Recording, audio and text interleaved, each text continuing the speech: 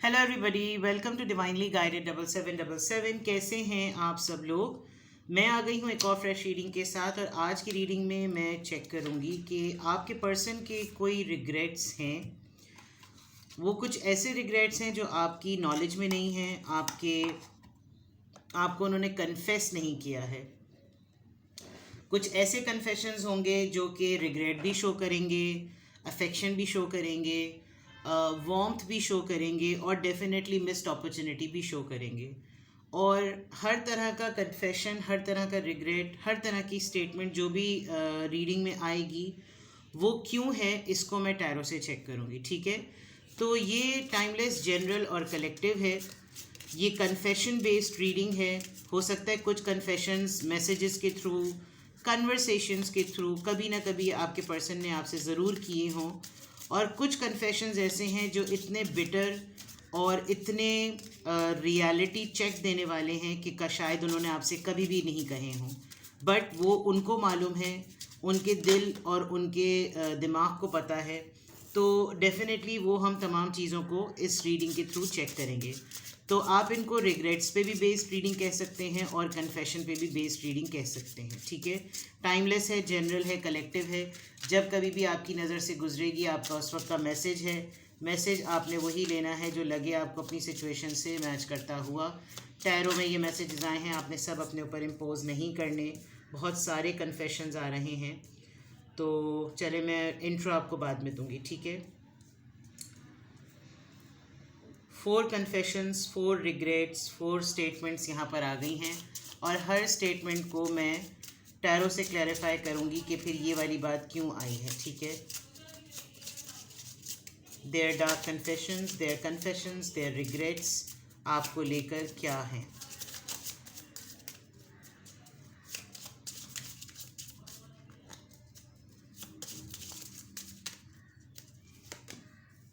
Okay,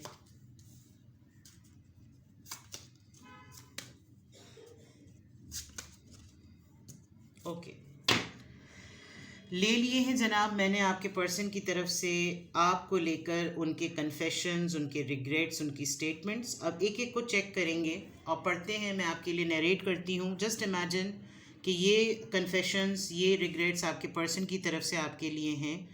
तो narration में definitely I am a woman, तो मैं बिल्कुल एक फ़ीमेल कैरेक्टर की तरह इसको नरेट करूँगी। आपको इसको बिल्कुल ऐसे लेना है जैसे कि आपका पर्सन बोल रहा है, रिगार्डलेस ऑफ जेंडर। ठीक है, I feel abandoned by you and it is triggering my childhood trauma. Okay. I'm keeping secrets from you and I hope you don't find out. There is a big hole in my heart that I cannot fill on my own. I pushed you away because I do not want the responsibility. Hmm. This situation has become very difficult for me to manage mentally. It is draining me. I have karmic debts that need to be paid before I can come back to you. I know that you may not feel for me as I feel for you. No one else makes me feel the way you do, but I'll take it to the grave before I tell you. Oh my god, that is intense. Okay, the first confession, I feel abandoned by you and it is triggering my childhood trauma.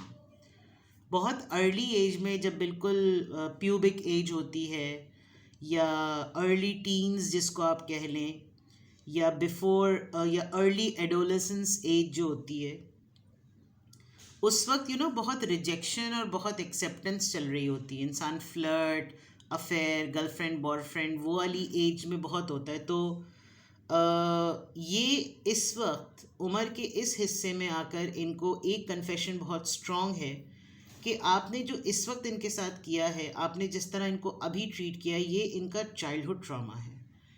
यानी कोई चीज़ हो सकता है, इनको parental abandonment का बहुत fear हो, जैसे पेरेंट्स में आपस में खफगी हो जाती है, पेरेंट्स में आपस में सेपरेशन हो जाती है, और वो बचपन में बच्चा देखता है, फिर वो जब उसी तरह फिर बड़ा होता रहता है, एक ब्रोकन रिलेशनशिप को लेकर, एक ब्रोकन फैमिली से वो बिलोंग करता है। फिर एक स्टेज पर आकर उसको वो खुद एक रिलेशनशिप में आता है और फिर उसमें आने के बाद वो एक सेपरेशन मोड में आता है, तो उसको एकदम से ट्रिगर होता है कि ये तो मेरी बहुत बुरी एक मेमोरी से रिलेटेड है। ये आपसे कुछ सीक्रेट्स रख रहे हैं और ये उम्मीद कर रहे हैं कि आपको कभी भी उसका पता ना चले, ठीक है। इनके दिल में एक बहुत बड़ा, जिसे कहना चाहिए ना, there is a big hole in my heart and I can not fill on my own, they are hurt. आपके पर्सन जो हैं वो अपने कन्फेशन में ये बात एडमिट कर रहे हैं कि वो बहुत ज़्यादा हर्ट हैं, इतने ज़्यादा हर्ट हैं कि जैसे दिल में तकलीफ़ किसी सुराख नहीं महसूस हो जाता, एक तकलीफ़ उठती है, एक चीख उठती है इंसान की, वो लग रहा है।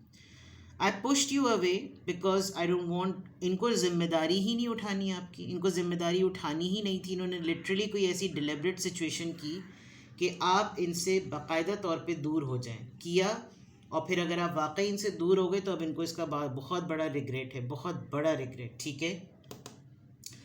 इस वक्त जो इनकी सिचुएशन है या जिस वक्त आप दोनों साथ में थे वो इतनी डिफ़िकल्ट हो गई थी, और ऐसा लग रहा है कि अभी भी जो सिचुएशन है वो इतनी डिफ़िकल्ट है कि ये मेंटली तौर पर तो उसको मैनेज ही नहीं कर पा रहे, लिटरली ड्रेन हो रहे हैं। शायद इनको अर्ज है आपके साथ रहने की, आपकी कंपनी की, बिकॉज अगर ये ड्रेन हो रहे हैं तो डेफिनेटली इनका फ्यूल आप हैं, ठीक है। कुछ मुकाफ़ाते अमल वाले मसाइल इनके साथ बहुत ज़्यादा हैं, इतने ज़्यादा हैं जिसकी वजह से इनको एहसास होता है कि उन मामलों की वजह से जो रिलेशनशिप में अड़ास है, खटास है, ख़राबी है, खलिश है, जो कुछ भी है वो उन पुराने मुकाफ़ाते अमल की वजह से है जो कि उन्होंने फ़िक्स नहीं किए, और ये चाहते हैं कि उनको ठीक कर लें और फिर ये आपके पास आएँ। इनको ये भी बहुत अच्छी तरीके से पता है, ये इस बात को बहुत स्ट्रांगली मानते हैं और सेंस करते हैं कि आप उस तरह नहीं महसूस करते अब जिस तरह ये अब आपके लिए महसूस करते हैं। ये एक तकलीफ़ के ज़ुमर्रे में कह लें, एक दर्द के ज़ुमर्रे में कह लें, एक लॉस्ट अपॉर्चुनिटी के ज़ुमर्रे में कह लें, जिस भी तरह से कह रहे हैं, लेकिन यही कन्फेशंस निकल कर आए हैं। No one else makes me feel the way you do but I take it to the grave before I tell you. Oh my god, ये बहुत हैवी है।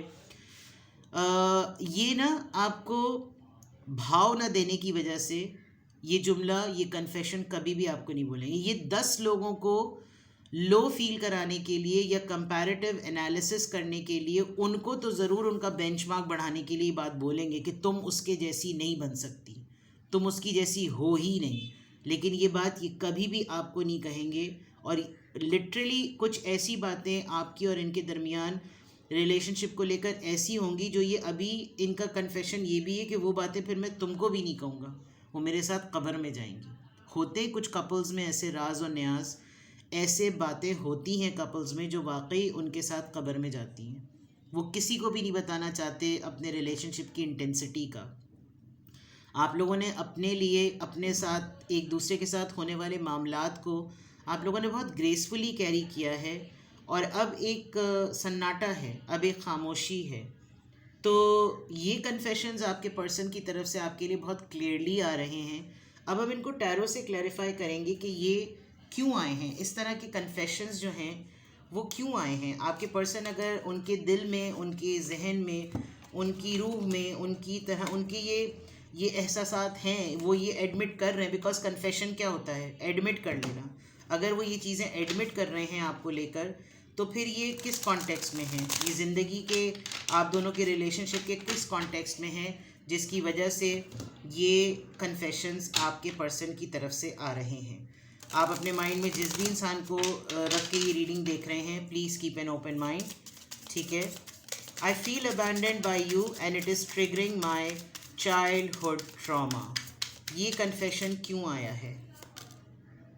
4 ऑफ पेंटिकल्स, रिजर्व हो गए हैं अपन से, और शायद इनके चाइल्डहुड में ये हुआ होगा, अगर इन्होंने पेरेंटल सेपरेशन या डिवोर्स देखी, पेरेंट में से किसी एक की डेथ देखी, और फिर ये उसी स्ट्रगल में और उसी सेपरेशन और ब्रोकन फैमिली में ग्रो हुए, तो इन्होंने ये देखा कि जो 4 ऑफ पेंटिकल्स है, इट इज़ शोइंग के कभी भी इतने ट्रॉमा पे अगर आप एक दफ़ा बात कर लेते हैं ना, आप ट्रॉमा पे डिस्कशन कर लेते हैं, तो आपकी वो चीज़ आपके अंदर फंसी नहीं रहती। इनको आपकी तरफ से भी अबैंडन्ड इसलिए फील हो रहा है बिकॉज अगर आपने बग़ैर कुछ कहे, बग़ैर कोई शिकवा किए, बग़ैर कोई लड़ाई किए आप रिज़र्व हो गए हैं, तो इनको वो चीज़ ट्रिगर कर गई है कि मेरे साथ फिर मुझसे ये चीज़ ना संभलेगी नहीं, और नीचे यही लिखा हुआ है, ठीक है। I am keeping secrets from you and I hope you do not find it. इन्होंने यकीनन आपसे कुछ मामलात को पोशीदा रखा है, सीक्रेट रखा है, और ये यही उम्मीद करते हैं कि आपको वो बातें ना पता चलें। वो क्या हैं? 10 ऑफ वॉन्ड्स। वो इनके अपनी ज़िंदगी की जिम्मेदारियां, परेशानियां, मजबूरियां, वर्कलोड, डेफिनेटली ये कहाँ पर, कितनी जगहों पर, मल्टीपल हैं, और मे बी ये आपको बहुत रिगार्ड करते हैं कि आप बहुत सारे लोगों की ज़िम्मेदारी संभालते हैं, लेकिन ये कभी भी आपसे इस बात को ओपनली नहीं कहेंगे, क्योंकि मुझे एक चीज़ बहुत फील हो रही है इन तमाम रिग्रेट्स और कन्फेशंस को पढ़कर, जैसे आपके पर्सन आपको बहुत हाई पेडिस्टल पे देखते हैं, लेकिन वो आपको ये कभी भी नहीं बताना चाहते ताकि आपका दिमाग ना ख़राब हो जाए। अगर मैं बहुत आसान लफ्ज़ों में कहूँ तो there is a big hole in my heart that I can not fill on my own. वो क्या तकलीफ़ है जिसकी वजह से 3 of pentacles, third party situation. मेरे ख्याल से आपके पर्सन को पार्टनरशिप को लेकर एक बहुत बड़ा रिग्रेट और कन्फेशन है। जैसे इंसान को ये रिग्रेट है कि जैसे क्या होता अगर ये भी मेरी लाइफ में होती। मेरे दिल में इस बात की तकलीफ़ है और मैं इसको अकेले भर ही नहीं सकता। ये कन्फेशन है आपके पर्सन का, एंड उसको क्लैरिफाई कर रहे हैं 3 ऑफ पेंटिकल्स। दैट मीन्स कि कोई दूसरा इंसान आप दोनों के दरमियान ज़रूर है। I pushed you away because I do not want the responsibility. 6 of Wands. ये एक सोशली नोन पर्सन है, इनको दुनिया जानती है, सक्सेसफुल हैं, पब्लिक फिगर हैं, और अगर ये आपकी ज़िम्मेदारी लेते और आपके और अपने रिलेशनशिप को ऑफिशियल करते तो इनको पब्लिकली लोग ज़रा AB कैटेगरी में ले लेते, जिसकी वजह से इन्होंने आपकी कभी भी जिम्मेदारी नहीं उठाई। इन्होंने कभी महसूस ही नहीं किया कि यही इनका रिग्रेट और कन्फेशन नज़र आ रहा है। This situation has become very difficult for me to manage mentally. It is draining me. What is that?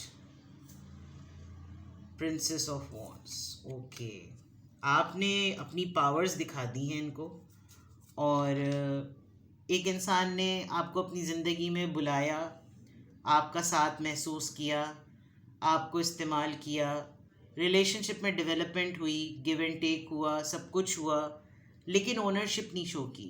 तुम मेरी हो ये नहीं कहा, मैं तुम्हें अपनाऊंगा ऐसा सिग्नल नहीं दिया, अपनी प्रायोरिटी को देखा। अगर थर्ड पार्टी थी तो उसको अहमियत दी, वो फैमिली थी, बिजनेस था, जॉब थी, पर्सन था, करियर था, जो भी था।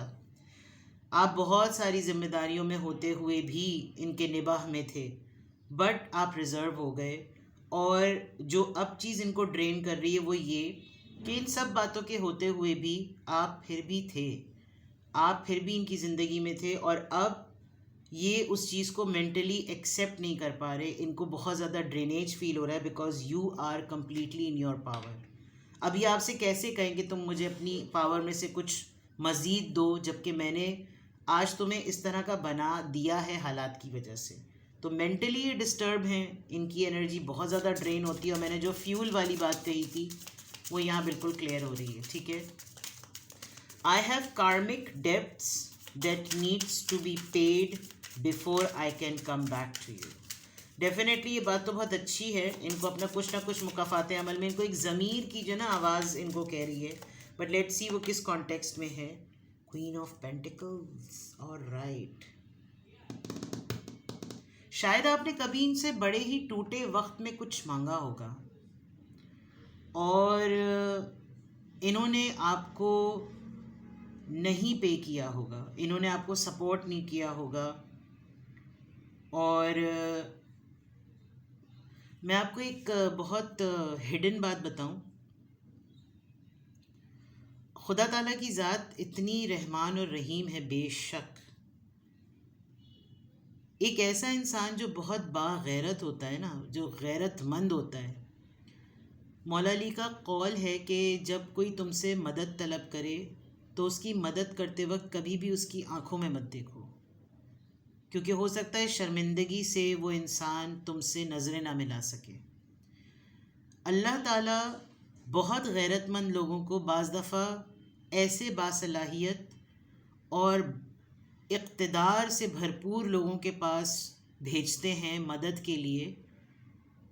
वो एक आपका इम्तिहान भी होता है कि आपने एक भरोसा करके किसी इंसान के सामने हाथ फैलाया, और वही इम्तिहान उन इक़्तिदार रखने वालों को, पैसा रखने वालों को और हर तरह के हौसला रखने वालों का भी इम्तिहान होता है कि क्या उनमें हौसला है।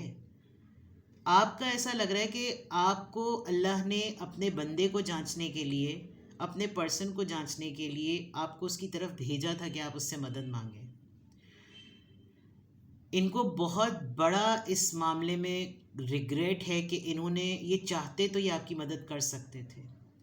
जब इन्होंने आपकी मदद नहीं की तो मुझे बहुत स्ट्रॉन्ग फीलिंग ऐसी आ रही है कि इनका बहुत बड़ा नुकसान हुआ है, और वो इसलिए क्योंकि आपने हकीकतन मजबूरी में इनसे मदद मांगी थी, वरना शायद आप कभी भी इनसे मदद ना मांगते। एक बात। दूसरा ये कि ये आपके पास तब आना चाहते हैं, इस पर लिखा है ना, I will come back to you, जब आप, इनका एक अपना गिल्ट है, अपने दिमाग में, अपने दिल में एक गिल्ट है, ये उसको कन्फेस कर रहे हैं, क्योंकि किसी और से कहें ना कहें आपको तो याद होगा ना, इनको तो याद होगा। तो आज आप क्वीन ऑफ पेंटिकल्स हैं, आज आप इस काबिल हैं कि शायद आप इनकी ही मदद करते हैं। ज़रूरी नहीं कि पूरी बैंक बैलेंस ही इनके नाम कर दें, बट मदद जो होती है ना, वो सिर्फ फाइनेंशियल नहीं होती। मदद मॉरल सपोर्ट होती है, मदद इमोशनल सपोर्ट होती है, मदद कंपनी होती है, मदद टाइम होता है, मदद बैठ के किसी का हाथ थाम लेना, उसकी सुनवाई कर लेना, उसकी सुन लेना, ये मदद होती है। आई थिंक ये जो इनका कार्मिक हुआ है ना, ये मामला, जब तक कहीं से अल्लाह ताला इनसे दोबारा वो मौका नहीं लेगा, इनको ये कर्मा जो है ना वो तंग करता रहेगा। ये इनका बहुत बड़ा कन्फेशन है। एक मैं बात आपको बताऊं, ये पर्सन आपको बहुत डीपली सोचता है, खातून हो या मर्द, बिकॉज आपके सामने चाहे कितना ही तगड़ा होके, चौड़ा होके घूमे, ये आपको शो करे, इग्नोर करके, अवॉइड करके, ब्लॉक करके, इंसान अपने आप से कभी भी झूठ नहीं बोल सकता। I know that you may not feel for me as I feel. आज वक्त बदला हुआ है, आज सूरत हाल बदली हुई है। इनको इस बात का अंदाज़ा हो रहा है कि आप वैसा नहीं महसूस कर रहे हैं जैसा ये महसूस कर रहे हैं। Let's see the context. The world, पहिया पलट गया, वक्त बदल गया। डिस्टेंस, जो distance distance distance, long distance long distance long distance, अब वो इतना लॉन्ग हो गया कि जा भाड़ में भाई। ये उस फासले को नहीं कम कर सकते, ये उस दूरी को नहीं कम कर सकते। अब इनकी दुनिया हर उसी मामले में घूम रही है जो सारी चीज़ें ये आपके सामने आके बोलते थे। एक्चुअली तुम अभी इस वजह से नहीं, बिकॉज ये बहुत अहम है। दरअसल तुम्हारे साथ अभी इसलिए नहीं, बिकॉज अभी ये बहुत अहम है। अभी हम ये नहीं करेंगे तुम्हारे लिए, बिकॉज अभी ये बहुत अहम है। हर चीज़ पर आपको पीछे करना, अगली चीज़ को प्रायोरिटी देना है। Now the time has changed, ठीक है। No one else makes me feel the, ये तो मुझे लग रहा है इसको तो मुझे चेक करने की ज़रूरत ही नहीं है, बट मैं फिर भी आपकी तसल्ली के लिए चेक करती हूँ। ये एक सेल्फ एक्सप्लेनेटरी कन्फेशन है कि कोई इनको इस दुनिया में वैसा महसूस ही नहीं करा सकता जैसे आपने महसूस कराया। ये तो आपके लिए एक चेरी ऑन द केक है कि सारी बातें कन्फेशंस में आ गई। मैं फिर भी इसके लिए आपके लिए कार्ड निकाल लेती हूँ। मैं अगर पर्सनल लेवल पर देखती तो मैं इसको कभी भी कार्ड ना निकालती, but let me satisfy you. किस कॉन्टेक्स्ट में उनको ये लग रहा है कि ये बात उनको अपनी कब्र तक ले जानी चाहिए। आपको नहीं बताना चाहिए, इवन इनको किसी को भी नहीं बताना चाहिए कि आपने इनको जैसा महसूस कराया, किसी ने भी नहीं महसूस कराया। 3 ऑफ कप्स। वो दोस्ती, वो मोहब्बत, वो खुलूस, वो बॉन्डिंग। आप दोस्तों में भी आपका इवन एक फ्रेंड जोन फीलिंग भी है, एक बॉन्ड भी है, एक दोस्ती भी है, एक हर तरह का फ्लेवर बहुत रेयर होता है कि एक इंसान हर तरह का रिलेशनशिप का flavour they, and it is आप जो है ना वो ऐसे ही पर्सन है, ठीक है। तो ये आपके पर्सन की तरफ से उनके स्टेटमेंट्स हैं, उनके रिग्रेट्स हैं, उनके कन्फेशन हैं, और वो क्यों आए हैं, ये तमाम बातें मैंने आपको बता दी। Now if you want to clarify anything, you wanted to know anything in detail, and you feel कि भाई मुझे ये चीज़ें पता होनी चाहिए, सो डिस्क्रिप्शन बॉक्स में मेरा नंबर है, you can contact me. Take care, bye bye.